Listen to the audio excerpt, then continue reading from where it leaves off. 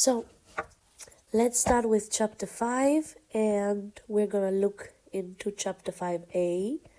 It's called polynomials, and we're going to define what a polynomial is. By the way, I'm sick. I'm also speaking slowly, so feel free to take the video at the speed 1.5 if you want to watch it a little bit faster. So polynomials. Polynomial is a function. Most of the times we write it as p of x, and x is raised to the power of n. If that's the highest power, we say that the polynomial is of nth degree, and it also has a coefficient a, which we write as a index n. And perhaps you have then the next term that has a lower power is multiplied by another coefficient a index n minus 1, and you might have multiple terms. You can have a2 x squared, a1 times x to the power of 1 plus a0 x to the 0, but of course we don't write x to the 0 because it's 1. So all in all, a polynomial can be written as the sum of x to a power, let's call it r, multiplied by a coefficient a with an index r to show that is the multiplier of x to that power, and r could go from 0 to n. That's a way to write it down. Of course, if the polynomial is of nth degree, like I said before, the leading coefficient is not 0, and all of the coefficients are real numbers.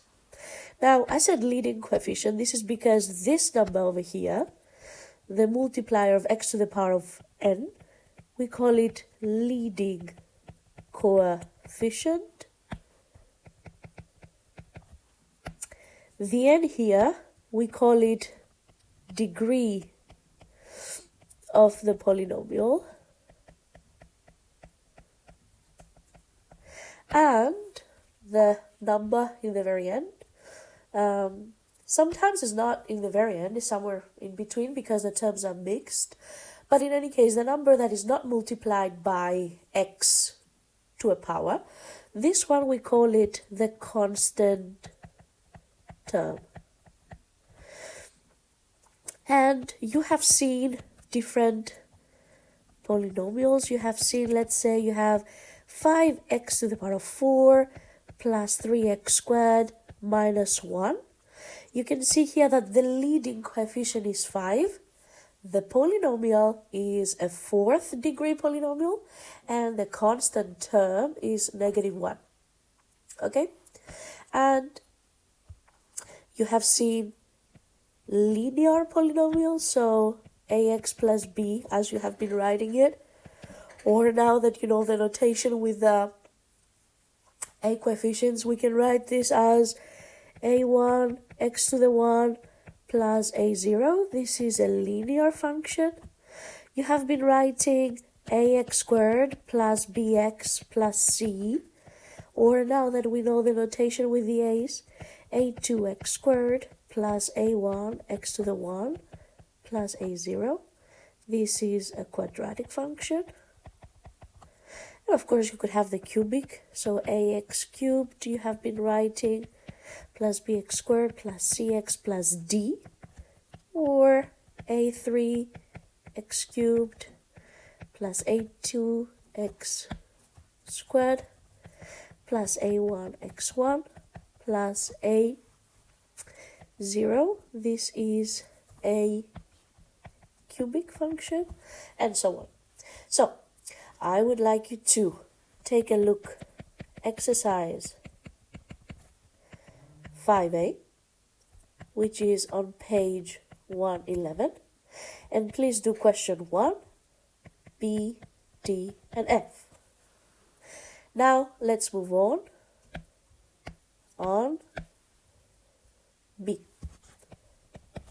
Part b is called operations with polynomials.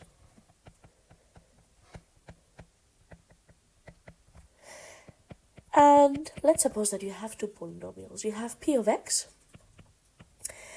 cubed minus 2x squared plus 3x minus 5. And you have q of x 2x cubed plus x squared minus 11. Of course, you can add them. You have been doing this since the 6th grade, right?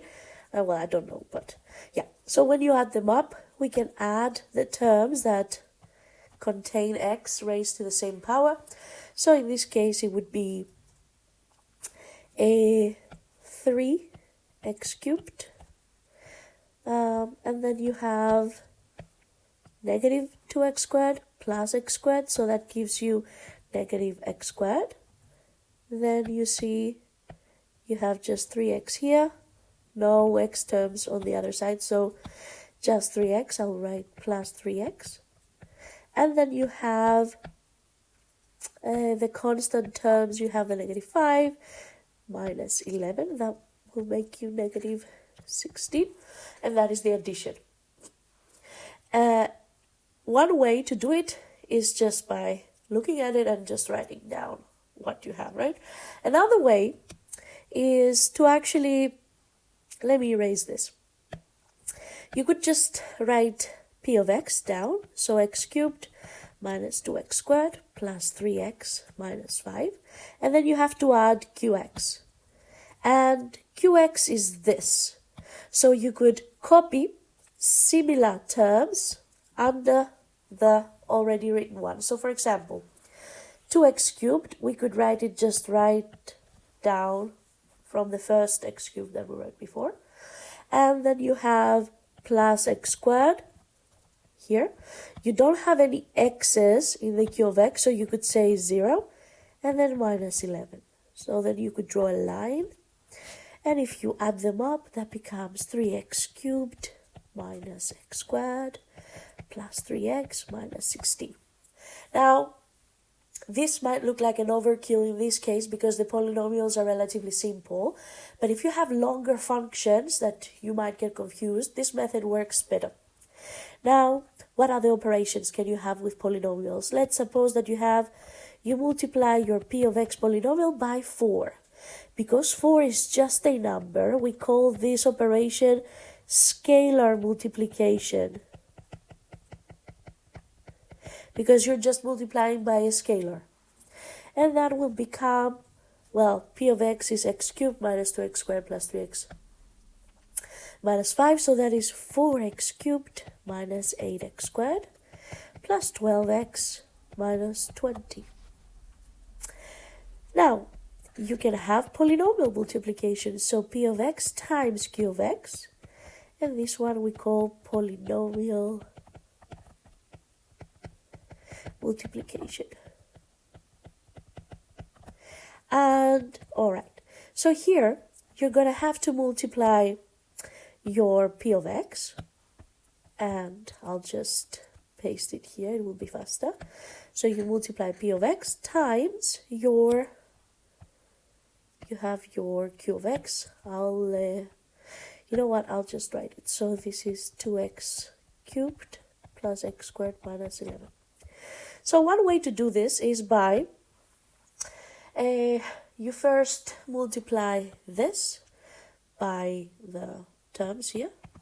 So that will become, let's write it, that will become 2x to the power of 6 plus x to the power of 5 minus 11 times x to the power of 3. But I am going to leave a little bit of space between x to the power of 5 and x to the power of 3 term, because maybe we will have x to the power of 4 terms coming later on, and you will see what I mean by that. Then I will use the next term here, negative 2x squared, and I will times it by the other bracket. So negative 2x squared times 2x cubed, that will give you negative 4x to the 5. And I will write it right underneath the x to the 5 term. And x squared times negative 2x squared, that will give me negative 2x to the 4. And then I don't have any cubic terms, so I'll just write 0 here. And then plus 22x squared, because you have this then times that, right? I will then take my next term, the 3x. You could also, if you want, you could just put a 0 here. And then maybe a 0 there. And a 0 there. So you can have this filled in if you want, okay?